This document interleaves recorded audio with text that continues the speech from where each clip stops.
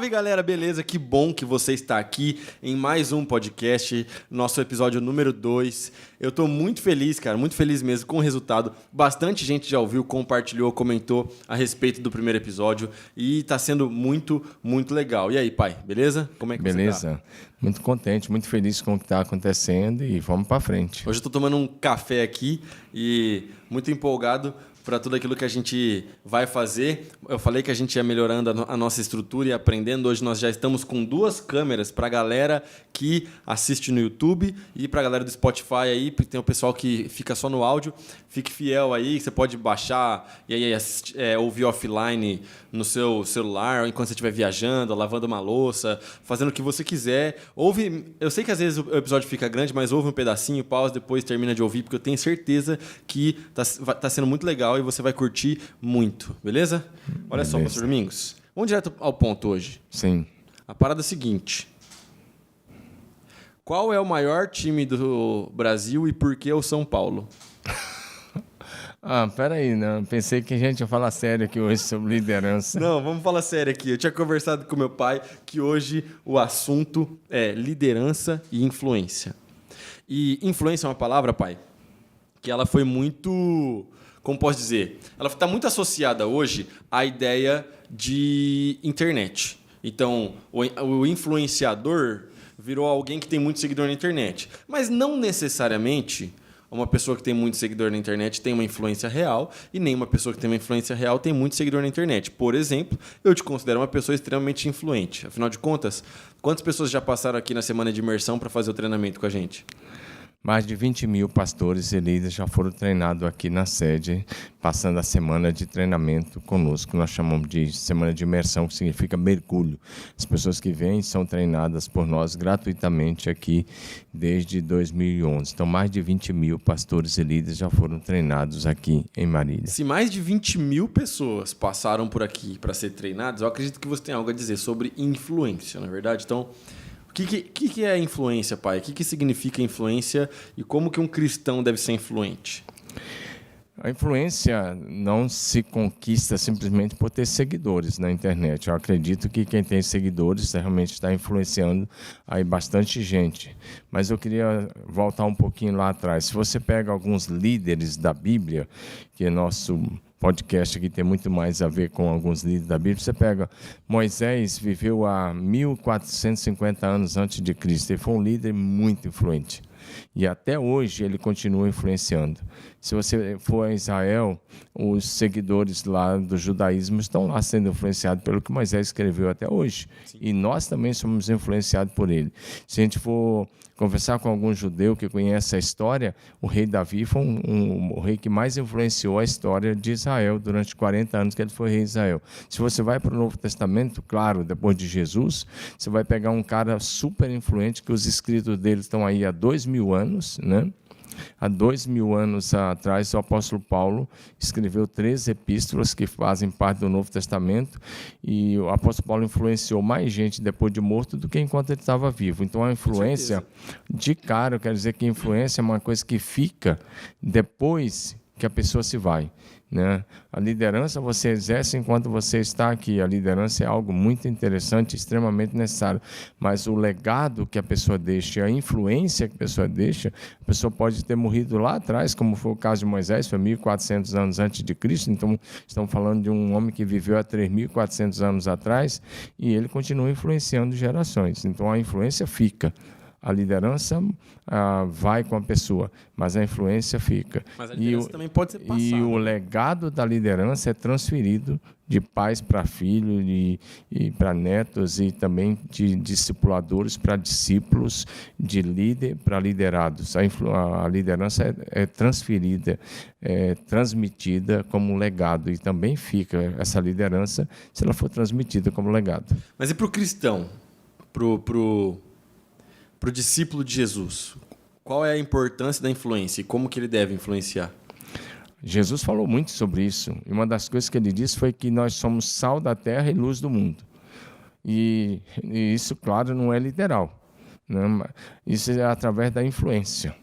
E aí Jesus explica sobre isso, dizendo que não se acende uma luz para se colocar embaixo de uma mesa, né? Na época não tinha luz elétrica, ele está dizendo, você não acende uma lamparina para colocar embaixo da mesa, mas no velador ilumina todos que estão na casa. Certo. Então, uma liderança influenciadora é alguém que é luz para a sua sociedade, alguém que as pessoas podem olhar e falar, eu quero ter uma vida assim, eu quero ter um casamento como desse cara, eu quero administrar a minha vida como esse cara administra, eu quero criar meus filhos como ele cria, eu quero viver o que ele vive, eu quero ter o que ele tem. Então, eu digo que as pessoas primeiro precisam conhecer o nosso estilo de vida e a maneira como nós vivemos, e primeiro eles vão gostar do nosso estilo de vida. Eu falo, eu quero ter uma vida assim. E depois eles vão conhecer Jesus. Porque se a gente não influenciar, se a luz não brilhar, não faz sentido. Se o sal não salgar, Jesus diz que se o sal perder o sabor, para nada mais serve. E uma liderança que influencia, um cristão que testemunha, ele é alguém que olha e que é espelho para a sociedade. Isso me faz pensar a respeito do poder e da importância do testemunho, porque se é para o cristão ser a luz do mundo, então isso significa que ele tem que estar em evidência, mas é uma evidência que aponta para Jesus e não para ele mesmo, né? É uma evidência que tem que ser da forma como Jesus nos ensina. Pois é, mas aí que está, né? É o padrão que Jesus estabeleceu. Aí, já falando de influência, aí nós estamos vivendo debaixo da influência que Jesus deixou, debaixo do legado de Jesus, debaixo da fé de Jesus, debaixo da mesma unção do Espírito Santo que estava sobre Jesus. Então, nós já recebemos isso de Jesus, esse legado, essa influência, essa graça, esse favor sobre nós, e nós procuramos imitar Jesus, e as pessoas vão olhar para nós. E aí, por exemplo, Paulo pega e diz assim, 1 Coríntios 11:1, sejam meus imitadores como eu sou de Cristo. Sim. Então, um cristão é alguém que pode chegar para a pessoa e dizer, pode me imitar, pode viver como eu estou vivendo, porque assim está correto. Um cristão genuíno, estou falando de cristão verdadeiro, não de cristão nominal. Um cristão verdadeiro é alguém que pode chegar e dizer... A gente pode fazer essa mesma afirmação que Paulo fez. Se você tem a vida de Jesus, você pode fazer. Qualquer um que vive como Jesus viveu, qualquer um que é imitador de Cristo pode dizer, Paulo diz, sejam meus imitadores, porque como eu sou de Cristo. Ousado. Ele está dizendo, eu estou imitando Cristo, agora vocês podem me imitar. E Paulo falou isso várias vezes, o que vocês viram, o que vocês ouviram em mim, praticai, isso vocês podem praticar e o Deus da paz será convosco.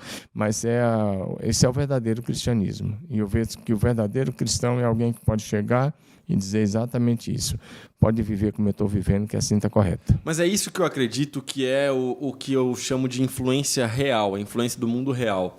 Porque uma pessoa, para viver dessa forma, ela não necessariamente é uma blogueira, um blogueirinho de Instagram.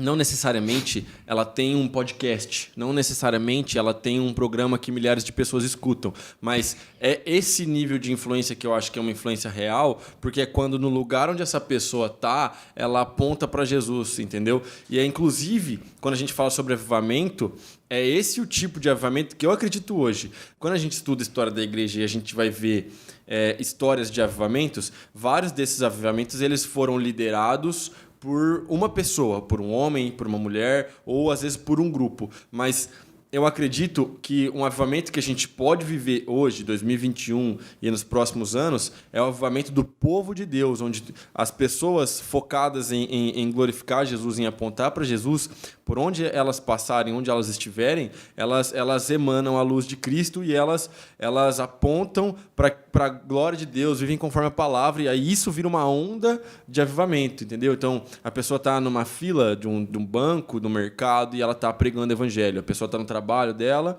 e ela está falando sobre Jesus. E nesse nível, independente do nível que ela está influenciando de alguma forma. Só que imagina se várias pessoas exercem esse mesmo nível de influência. Vira uma onda de evangelismo pelo Brasil. Então eu acredito demais nisso. Eu acho que isso que é influência real.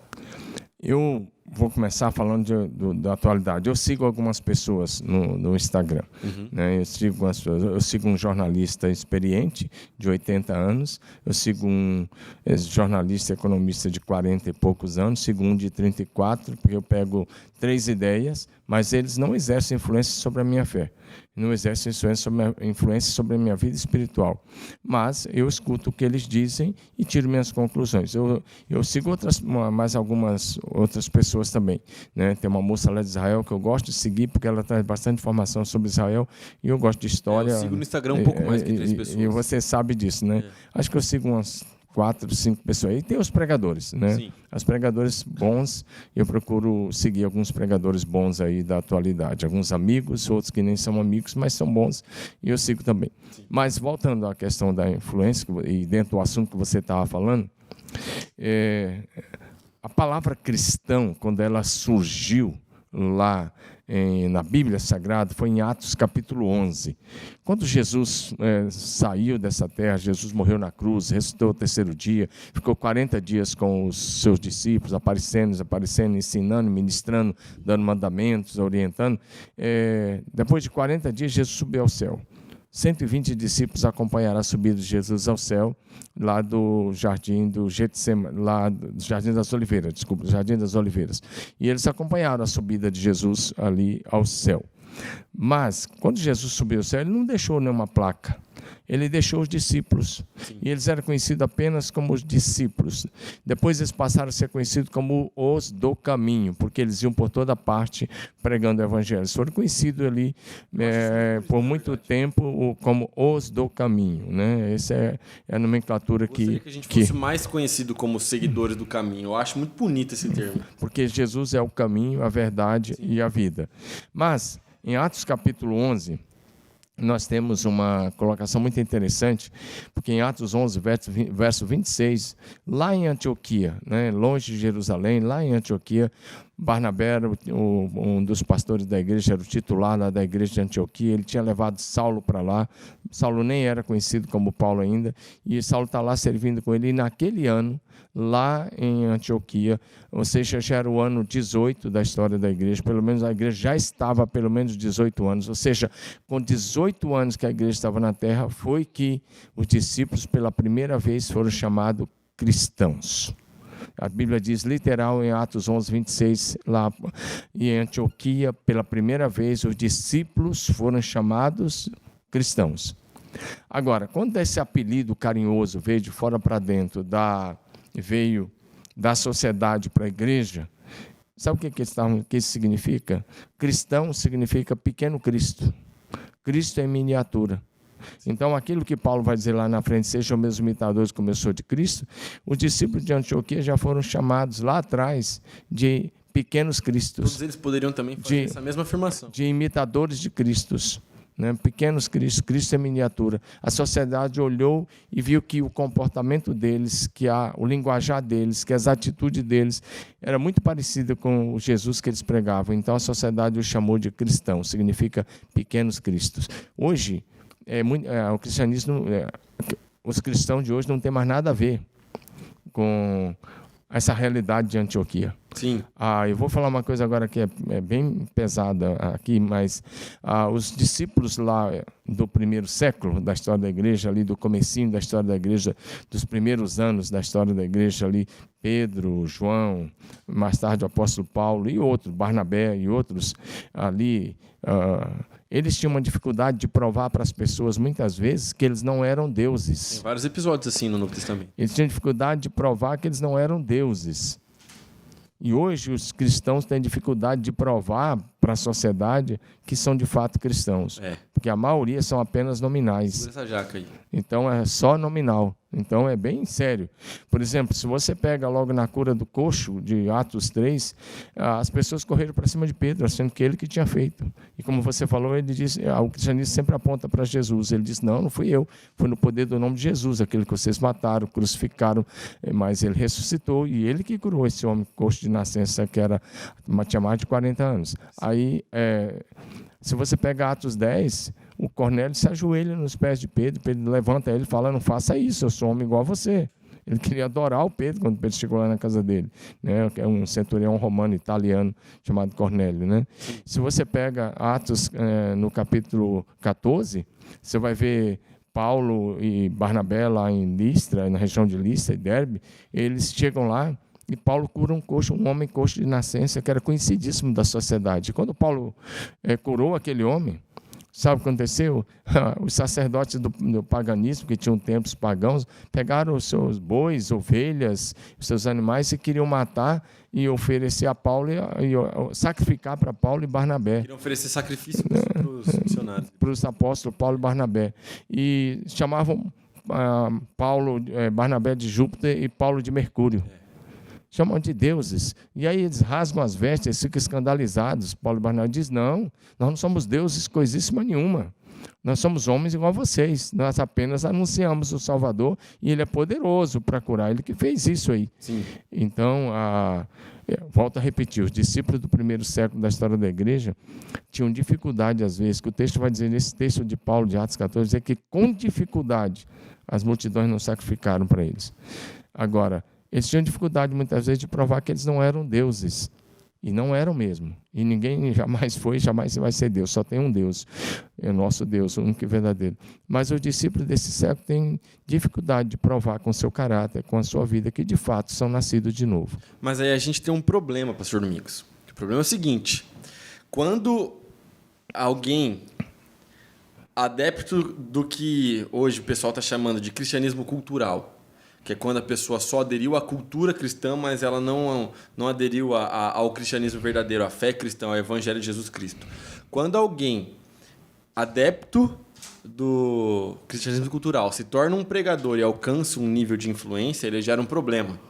Porque daí esse cara se torna um influenciador e acaba criando outras pessoas, gerando discípulos que pensam parecido com ele, só que tudo aquilo que ele está pregando e ensinando não tem nada a ver com a palavra. Então é por isso que eu acho que é importante o cristão entender que ele precisa exercer influência e que a fé dele precisa ser sólida para que quando ele se depare com esse tipo de coisa, com esse tipo de pregação, com esse tipo de adepto do cristianismo cultural, a gente falou um pouco sobre isso no primeiro episódio, ele não caia nesse tipo de mentira e ele não se torne mais um adepto dessas coisas. Estava conversando hoje mais cedo sobre isso com o Vinícius Basílio, que trabalha aqui com a gente. Ele estava me contando algumas coisas de algumas pregações que não tem nada a ver com a palavra, que não tem nada a ver com a Bíblia. E que o pessoal da rede que ele lidera de células acabou enviando para ele e gerando muita dúvida, porque às vezes essa galera acaba alcançando um nível de influência grande. E aí é uma influência digital, acaba tendo um alcance muito grande com outras pessoas, e aí acaba tentando até, em algum nível, formando o imaginário das pessoas. Então, assim, eu acho que é importante a gente entender que todo cristão ele é um influenciador. Independente se esse cara foi chamado para ser um pastor ou não, se ele foi chamado para ser um missionário fora do país ou não, porque missionário todo mundo é. Você é um missionário aí na sua casa, na sua família, na sua rua. Missão é para todo mundo. Mas é importante a gente entender isso, porque essa galera, eles estão falando, eles estão pregando, eles não estão parados. Então, quando o cristão entende a importância da influência dele, ele também não fica calado. Porque, como já disse Martin Luther King, não importa o barulho dos maus. Não é mais ou menos assim a frase? Não me preocupo com o barulho dos maus. O que me preocupa não é o grito dos maus, é o silêncio dos bons. É isso aí. Não é verdade, pastor Domingos? Bom, aí muitas pessoas exercem os mais diferentes níveis de influência. Você pode influenciar para o bem ou para o mal. Aí você tem que ver, você tem que decidir. Porque nós estamos falando de influência para o bem. Agora, a Bíblia Sagrada, se o texto da Bíblia, os versículos da Bíblia forem usados por puro pretexto, fora do contexto, vai virar heresia. E essas pessoas vão começar a pregar esses textos que lhe agradam. E aí o Evangelho Paz e Amor não muda nada. Nós já dissemos isso no primeiro episódio, que nós falamos sobre isso aqui. Agora, pregar um cristianismo que não requer renúncia, que não passa pela cruz e que não passa pelo novo nascimento, não é o cristianismo de Jesus. É isso que eu estou falando. Então, aí a distância desse cristianismo, por exemplo, para o cristianismo que nós lemos no livro de Atos e no restante do Novo Testamento, Aí não são só 2.000 anos de distância. A distância eles eram parecidos com Jesus. E esses influenciadores, eles têm um ego maior do que eles e não tem espaço para Jesus na vida deles. Eles criaram Jesus à sua própria imagem, à sua própria semelhança, de acordo com a sua própria imaginação, e na cabeça deles é um Jesus light, que não requer compromisso. E a pergunta é a seguinte: quem sabe faz ao vivo, não é verdade? Você falou isso no primeiro episódio. Vamos lá. Então, olha só, pastor Domingos, eu quero saber, você já falou aqui, por exemplo, de Paulo, Barnabé, os discípulos de Jesus, o próprio Cristo, pessoas que influenciaram para o bem. Agora, eu quero um exemplo bíblico de alguém que influenciou para o mal e que a gente não deve seguir esse exemplo. Tem vários, né? Tem vários exemplos.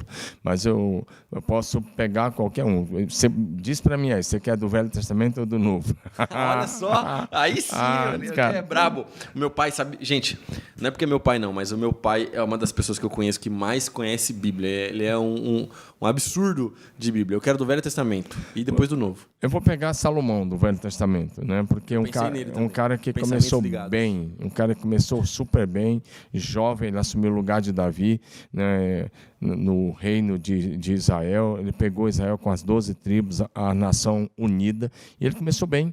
E ele era um cara que orava, ele era humilde no começo. Deus apareceu para ele. E Deus apareceu para ele 2 vezes, 2 aparições de Deus a ele, em sonho. Deus falou com ele, a ponto de Deus chegar para ele e falar: pede o que você quer e eu vou te dar. E Deus deu.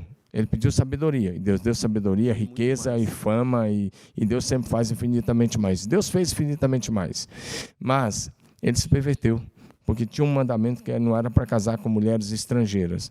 De cara ele já casou com uma egípcia, e depois ele saiu pegando mulheres de todas as nações do mundo conhecido da época, e ele casou com 700 mulheres princesas, e além disso ele tinha 300 concubinas, 1.000 mulheres. Se você estudar 1 Reis capítulo 11, você vai ver que toda a liderança que ele tinha, no final ele se perdeu nessa liderança, e a sua influência não ficou boa, não foi uma influência benigna, porque o texto vai dizer que as suas mulheres lhe perverteram o coração. Mas é impossível também, né? O cara tinha 1.000 mulheres, como é que o coração do cara ia ficar no lugar? Então, as mulheres lhe perverteram o coração, e ele começou bem, ele construiu o templo para Deus, mas ele começou lá na velhice, ele fez vários templos para suas mulheres, templos idólatras.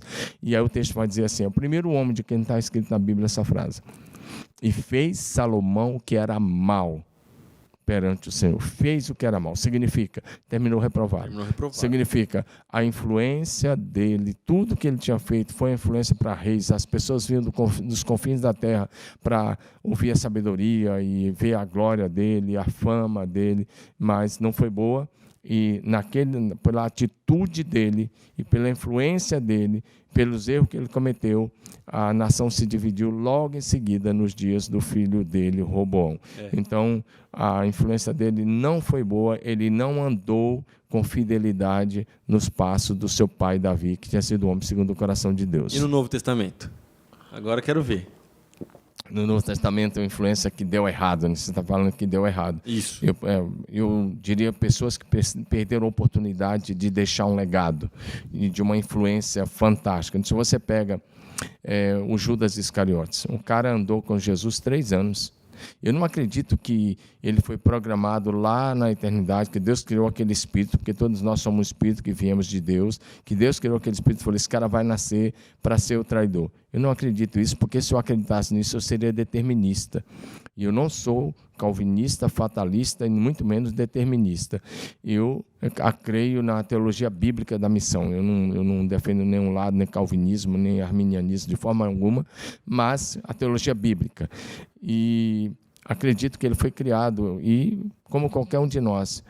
Jesus ia ser traído? Sim, podia ser qualquer um. Podia ser ele, como podia ser qualquer um. Esse cara andou com Jesus. Se você olhar, ele expulsou demônios. Ele curou enfermos. Ele fez aquelas viagens missionárias, porque Jesus mandou de 2 em 2 várias vezes, os 12, depois mandou os 70. Antes de Jesus ir para uma cidade, mandava eles iam à frente. Ficava uma semana, um mês, não sei quanto tempo eles ficavam de cidade em cidade, de vila em vila. Ele era um dos que ia, ele fazia parte da equipe 3 anos e meio. Imagina, 3 anos e meio, manhã, tarde e noite com Jesus. 3 anos e meio de um discipulado intensivo. E no final, ele pega e vende Jesus, traiu Jesus por 30 moedas de prata. E, infelizmente, se perdeu, se suicidou, jogou fora a oportunidade da vida dele, que podia ter marcado, ter deixado um legado como os outros deixaram. Boa parte, não foram todos que deixaram legado, aí tem um lado bom, depois a gente fala sobre o lado bom, para ninguém ficar depressivo. Claro. E aí o cara está ao lado de Jesus, está convivendo, está vendo Jesus fazer toda a espécie, toda a sorte de milagres, 3 anos e meio, viu tudo, multiplicação de peixes, Jesus andar sobre as águas, viu tudo, e de repente ele joga tudo fora por amor ao dinheiro. Principalmente 30 moedas. João 12 já vai dizer que ele era apaixonado pelo dinheiro quando fala que ele era ladrão e que ele roubava as moedas, né, dos discípulos. Ele era o tesoureiro da equipe. Jesus tinha um tesoureiro, era o Judas. E a Bíblia diz que o João registra lá que ele era ladrão. Então o cara estava ali, ouvia a verdade, mas aquilo nunca entrou no coração dele, só na mente. É complicado essa parada aí, mas como você falou, então agora vamos inverter. Você já falou de Paulo e de Barnabé no Novo Testamento. Então, no Velho Testamento, uma influência que deu certo. Influência tem muitas, né? Tem muitas influências. Mas você falou de Moisés também, então Moisés não... Mas agora já não vale Moisés, né? Eu queria falar de uma liderança, para mim, fantástica, é Neemias. Eu acho que Neemias é uma das lideranças fantásticas do Novo Testamento, porque ele tinha uma posição privilegiada, ele era copeiro do rei, isso era um trabalho muito, numa posição alta, ele era rico, ele era bem sucedido financeiramente, mas de repente ele fica sabendo que a cidade dos seus antepassados, dos seus pais, Jerusalém, estava destruída, os muros tinham sido queimados, os muros estavam destruídos, precisava de alguém para reedificar. Ele vai lá e ele pede ao rei que desse a ele a oportunidade de reedificar a sua cidade e as muralhas de Jerusalém. A Bíblia diz que ele, antes de falar com o rei, ele ainda orou, né? Ele orou muito, né? Estou aqui correndo, né? Mas ele orou, ele jejuou e ele se prontificou. Sim. Ou seja, por que a liderança dele é fantástica? Porque ele estava disposto a deixar a zona de conforto. Ele podia ficar lá na capital, ele podia ficar lá na corte, servir o rei, ele podia estar ali, podia falar, não é problema meu, como muita gente olha e fala, não é problema meu, não é comigo, não é com a minha família, então não é problema meu. Ele não, ele sentiu a dor da sua nação. E ele acabou indo, sendo governador, depois reconstruiu tudo, fez a obra em tempo recorde, uma obra que estava parada há 120 anos, ele fez em 54 dias, terminou, mobilizou o povo, ergueu a moral da nação, ergueu o povo pôde viver em segurança de novo e governou sem receber nada. Neemias foi contemporâneo de um outro humano chamado Esdras, que eu também gosto muito da história dele. Sim, o Esdras, na verdade o Esdras era o grande sacerdote, Neemias o governador, que foi nomeado. Na minha humilde leitura, eu acho que o que o Esdras fez no Velho Testamento chega muito próximo do que a gente pode chamar de um avivamento hoje, ou de um avivamento ou de uma reforma, né? O Esdras eu diria que foi mais uma reforma que começava em cada família, né? Onde eles tinham que tomar decisões até que para nós hoje seriam radicais, mas era necessária para poder haver a manutenção da fé e a conservação da nação, que dela viria o Salvador na plenitude dos tempos. Mas Neemias e Esdras trabalharam juntos por muito tempo e foi algo lindo, fantástico, maravilhoso. A liderança de Neemias até hoje. Quem quiser aprender princípio de liderança, um dos livros fantásticos para ler e aprender os princípios de uma liderança relevante e uma liderança influenciadora, precisa estudar Neemias. Eu gosto de ler o livro de Neemias primeiro, depois ler o livro de Esdras. Eu acho que é interessante. Eu acho que faz mais sentido. Apesar de na Bíblia estar Esdras, depois Neemias, eu prefiro ler Neemias e depois Esdras. Mas o que eu gosto muito na história de Neemias é o senso de urgência e o foco que ele tinha. Porque ele tinha essa ideia de que ele não podia parar por causa de um ataque iminente que poderia acontecer dos seus inimigos. Então, ele ficava o tempo todo ali na construção.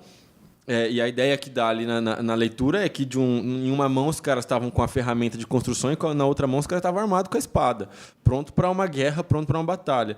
E também quando os inimigos tentam tirar ele do foco e tentam armar uma emboscada para ele, talvez para matar ele, para prender ele, para tirar ele da reconstrução do muro, ele fala que ele estava envolvido numa grande obra que ele não podia parar. E eu trabalhei com isso com os meninos do meu grupo de discipulado, baseado no que você trabalhou com a gente no nosso grupo de discipulado, e eu acho esse texto maravilhoso, assim, incrível. Neemias, primeira coisa que eu vejo foi uma grande visão. Nenhuma liderança nasce sem visão. Primeiro vem a visão. Você tem que ter uma visão clara, completa do que fazer. Depois você tem que conhecer a missão que você vai precisar desenvolver. E a partir disso, depois que você tem a missão, você tem que mobilizar as pessoas em torno da visão. Juntar as pessoas, unir as pessoas. Ele fez tudo isso, unir as pessoas em torno da visão e da missão. A visão é aquilo que precisa ser feito. A missão é aquilo que você vai fazer para tornar a visão realidade. E a mobilização que ele fez do povo, o encorajamento e o foco para que ninguém ficasse disperso. Isso tudo fez com que ele fosse um líder muito, muito bem sucedido e deixasse um grande legado de liderança para todos nós. Bom, agora é o seguinte, pai. A gente falou bastante sobre essa parte mais teórica. Agora nesse último arco aqui do nosso podcast, eu quero que a gente troque a seguinte ideia. Eu quero que você fale para a galera aí, como posso dizer, atitudes práticas para a pessoa exercer a boa influência e a boa liderança no dia a dia. A influência que a Bíblia nos fala e ser um líder conforme a palavra de Deus nos fala no dia a dia. Para a pessoa que está lá, que está ouvindo esse podcast e que trabalha na empresa dela, que trabalha no escritório, que está lá no dia a dia. Como essa pessoa pode ser um influenciador de Jesus por onde ela passar? Praticidade. E aí, a primeira coisa é andar com Deus. Você não vai ser influência boa no ponto de vista cristão se você não andar com Deus. Essa é a primeira coisa. Você andar com Deus, tendo integridade, santidade, vida consagrada, né? Vida no altar perante o Senhor. Se você não andar com Deus, esquece, né? Porque aí não é para você. Agora, se você quer ser um influenciador, a primeira coisa, tome a decisão de andar com Deus. A Bíblia vai falar tanto no Velho quanto no Novo Testamento que as pessoas mais influentes são as pessoas que andaram com Deus. Mas praticidade, para andar com Deus, o que a pessoa precisa fazer para andar com Deus? Vida de oração, estudo da Bíblia, né? Comunhão com os irmãos, né? E uma vida disciplinada em Deus, porque não é só simplesmente, não é uma brincadeira. Tem que ter disciplina na oração, disciplina no estudo da Bíblia, disciplina na comunhão com os irmãos, uma vida disciplinada. Eu diria que é a primeira coisa. Perfeito. E aí, bom, andar com Deus é o primeiro passo. O segundo passo? O segundo passo é você ter coragem de testemunhar daquilo que Deus fez, daquilo que Deus está fazendo, daquilo que Deus fará. Legal. Sabe que eu gostaria de adicionar aí um terceiro passo. Pode falar. Uma coisa que foi Pastor Domingos que me ensinou e que faz muita diferença na minha vida até hoje, que é o quê? Não abrir concessões, não negociar os seus princípios. É porque eu estava indo passo a passo, você que vai, mas você que está conduzindo, não, né? Fica à vontade, manda ver. Pai. É porque assim, princípio do reino, princípio bíblico, são princípios eternos. Sim. E não fomos nós que estabelecemos esse princípio, foi o Senhor Deus, na sua palavra. Tem 1 milhão de princípios diferentes na palavra de Deus. Então, e esses princípios eles não são negociáveis. Eu acho que para alguém exercer influência e liderança real, no mundo real, essa pessoa não pode jamais negociar os seus princípios por qualquer coisa. Eu vejo que por exemplo, voltando lá atrás um pouquinho, mas eu preguei sobre isso, eu falei no primeiro episódio, estou falando no segundo, mas é porque Deus tem falado bastante comigo a respeito desses capítulos da Bíblia, que é da história de Sansão. Sansão foi um cara que negociou seus princípios. Ele poderia ter tido uma vida incrível, ele poderia ter sido talvez o personagem mais interessante do Velho Testamento.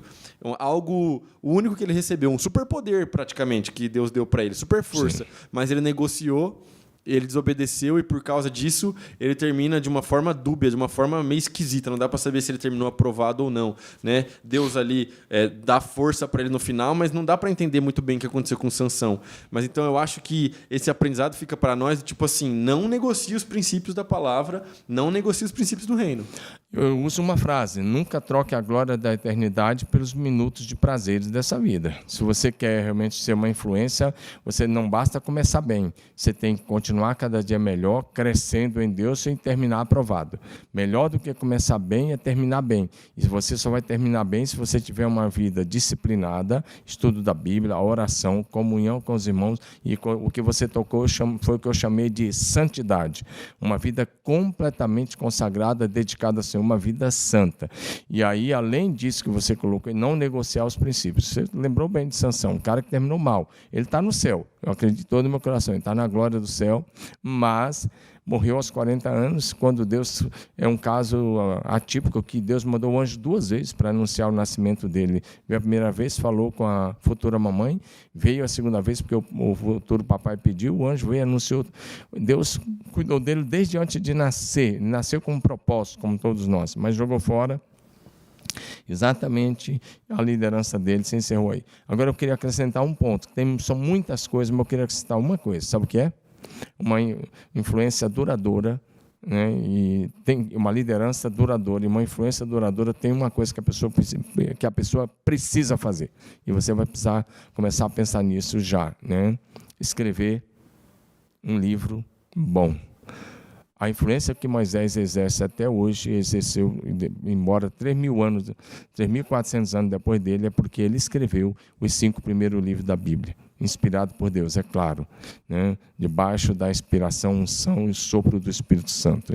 Os homens santos falaram da parte de Deus, movidos pelo Espírito Santo. E aí entra um ponto: ser cheio do Espírito Santo e no poder do Espírito Santo escreva um livro. Por exemplo, se você pegar a história de Mateus no Novo Testamento, é o primeiro livro que nós temos. Ele foi um dos 12 apóstolos. Você sabia que na história da igreja você não vai ver destaque de Mateus pregando? Você não vai ver. Aparece o Pedrão pregando ali, o destaque dos primeiros anos da igreja é o Pedro. Talvez depois você vai ver o Paulo em seguida ocupando o lugar praticamente. Estevão no capítulo 7. Sim, mas eu estou falando só dos destaques, né? E dos 12, né? E Paulo não era um dos 12, foi um que veio depois, mas vamos dizer os pilares da igreja no começo. Você vai ver o Pedro se destacando, o João se destacando muito, o Pedro e o João se destacando. E depois você vai ver o Paulo, que entra em cena ali para valer a partir de Atos capítulo 13, quando o Espírito Santo separa ele de Barnabé para o missionário, e aí nasce metade do Novo Testamento. Mas o Mateus escreveu um evangelho. Aí o que acontece? E aí você vai aprender uma coisa tremenda, porque o Evangelho de Mateus é completo, é tremendo, é fácil de se entender. Jesus como Filho de Deus. O Sermão da Montanha aparece em Mateus como em nenhum outro dos evangelhos. E imagina assim, vamos imaginar que nesses 2000 anos, ninguém consegue calcular quantas pessoas já leram o Evangelho de Mateus. Não tem como. Quantas pessoas vão estar no céu porque leram o Evangelho de Mateus?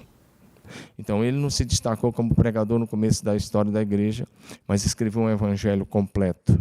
E hoje eu poderia dizer, bilhões, não são milhões, bilhões de pessoas vão estar no céu, porque leram o evangelho de Mateus e se converteram a Jesus Cristo, e conheceram a Jesus através dos escritos. Então, onde tem um crente, o cara leu o evangelho de Mateus. Então, além de você ter uma vida de oração, ter uma vida na palavra, uma vida de santidade, andar na dependência do Espírito Santo, ser governado, ser dirigido e ser movido pelo Espírito Santo. Então, se você quer ter uma liderança duradoura, escreva um livro. Vou te dar um exemplo e na minha parte, a gente caminha para o encerramento. Só abrir um parênteses. O pastor Domingos não está falando que a gente escreve as coisas com o mesmo peso do Evangelho de Mateus, não. De forma alguma. Os fiscais de plantão aí já vêm comentar o chato do comentário aí. Não é isso que a gente está falando, não. A gente está falando só que o Espírito Santo pode te inspirar a escrever algo que vira um legado aí para as próximas gerações. Claro que eu não estou falando isso. O cânon das Escrituras está completo. Tá fechado. E palavra final. Mas vou te dar um exemplo perto de nós. C.S. Lewis. C.S. Lewis, você sabia que ele morreu, eu ainda não era nascido? O C.S. Lewis, se eu não me engano, ele morreu no ano de 1961. Eu sou do ano de 1962. Pelo que eu li, ele morreu em 1961, se não me falha a memória. E os livros do C.S. Lewis continuam sendo lidos, inclusive pelos adolescentes. Na maioria das livrarias que você for, evangélicas ou cristãs, você vai ver livros do C.S. Lewis. Não cristã também tem. E não cristão. E até nas livrarias de aeroportos, você vai ver livros do C.S. Lewis. E livros dele viraram filmes muito depois que ele morreu. Então, como Crônica de Nárnia e tanto. Você esteve lá onde filmou Crônica de Nárnia. Também. Fui na praia lá que os caras. Na Nova Zelândia, né? Então, o que acontece? Olha a influência do C.S. Lewis. Parece que a influência dele hoje é maior do que quando ele era vivo. Então, eu estou falando disso, de você escrever alguma coisa. Sabe por quê? Quando você não estiver mais aqui, seu livro está aí. E se você escrever alguma coisa que seja relevante, não tem nada a ver com inspiração, tá? Eu estou falando que seja relevante, mas você precisa ser movido pelo Espírito Santo também para fazer alguma coisa que beneficie a sociedade. E escreva alguma coisa que quando você não estiver mais aqui, seu livro vai estar. Mas aí a pergunta que não quer calar é a seguinte: qual é o próximo livro do Pastor Domingos? Que você já tem um, que é o Deus Não Tem Netos. Na verdade, é um livro sobre discipulado maravilhoso. Você encontra aqui na nossa livraria, você pode vir aqui comprar, da Editora Vida. Um livro muito bom. Mas qual é o próximo livro? Ou você encontra nas boas livrarias do Brasil ou direto na Editora Vida. O livro Deus Não Tem Netos, sobre discipulado. Eu acho que esse ano, acho que sai em agosto o próximo livro, Apocalipse, O Tempo do Fim Chegou. Eu quero escrever sobre... esse livro está ficando pronto e nos próximos meses ele será lançado. E aí vai vir um outro, se Deus quiser, sobre movidos pelo Espírito Santo, e vai vir um outro sobre liderança, e vai vir mais um outro aí chamado Vivendo Naturalmente o Sobrenatural. Olha aí, da hora. Eles vão sair pela Editora Vida também? Alguns eu acredito que sim, outros não. Eu tenho algumas ideias, mas eu não comecei a escrever nada ainda. Mas eu tenho uma ideia de escrever um livro sobre fé e usar aquela parada que eu sempre falo nas pregações, que a fé passa pela cabeça antes de chegar no coração, e desenvolver isso aí de um livro que seja bem interessante. Mas eu não comecei a escrever ainda, preciso de algumas dicas. Isso é muito bom e é extremamente necessário uma fé genuína para esses dias, para essa galera que está aí.